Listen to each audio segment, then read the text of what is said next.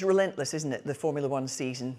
The travel, the constant testing and practice and qualifying, and then you move to the next city and you move to the next city. I mean, it's, you know, I compare it to the Tour de France, where for 3 weeks you're on the road, constantly moving into different environments, but always trying to maintain that top level of performance.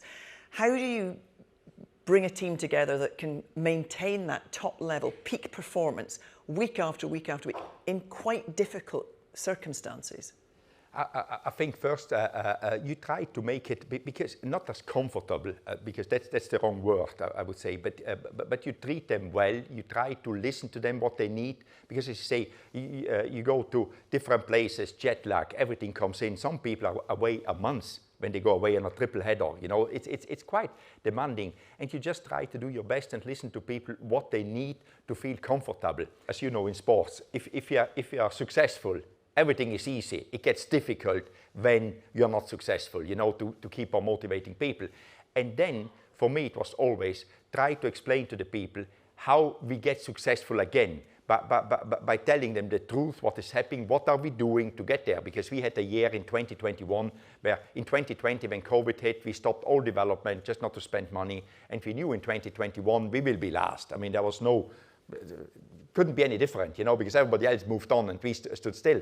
So in 2021, the only way to motivate people to go to races and to do all this was to tell them what will happen in 22. And not only what I dreamed to happen, but we actually are doing to make it happen for 2022, so they can do a year knowing that we will have a bad year, but we will come back and giving them something to see in the future, which is realistic. No point to tell people unrealistic goals. We talk about instinct being instinctive. Actually, it's usually as a result of years and years of learning and programming. But there must still be room for instinct, whether it be the driver, the mechanic, or somebody involved in the team. Absolutely. I think always the human being will never be taken over by anything. Instinct is not nothing than experience, in my opinion. You know, more experience you get, and you know, getting older, you get more experience. You know, so. But a typical example is race strategy. In Formula One. If it is a normal race, again, you've got all the strategy programs which do your work, because everything is fed now in degradation of the tire of the other teams, what are they going to do? But as soon as it starts to rain, or a little bit of rain, because rain could be a lot, a little, I mean, how do you quantify rain, you know, what tire you need? We see plenty of it here. Yeah. So you should be experts what it is, but no, on a racetrack it's like sometimes the instincts come, let's do this one and see if it works. I mean, you can get it wrong, but sometimes instinct has to take over, and the instinct comes from experience and say, I've seen this a long time ago. It's again data which is in your head, very simple data, you know, and say, let's try to do something different. I always say the worst decision is no decision. So make a decision, explain why you make it to people around, so they work with you to make it a successful decision, because if you go completely against the flow, it will not be successful. And I always find it's difficult, it's like, if it goes wrong, is there any downside to it? Or there will be a downside, but how big is the downside? You know, try to find that one as well. But for me, it's always, you know, a lot of people, when they don't know what to do, they do nothing. And I think that's the worst thing you can do, because you don't learn.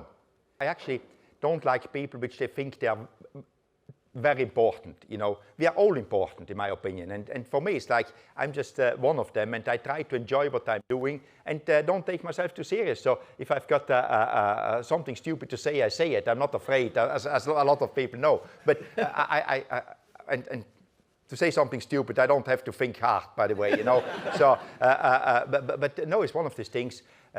You know, you need a certain time of, a certain amount of being relaxed about things, you know, because if you think everything is under pressure and you put yourself too much under pressure, you don't deliver. Why we watch something? Because we are interested in, we are not watching a machine, we are watching a human being which can make mistakes, can do things better than another one. You think, how does this person has the talent to go this fast? Why the other guy cannot do it? Because we are all humans, we are different, and that is what, in my opinion, we want to see, you know. And I think that will never go away until we keep a positive spirit about it in life.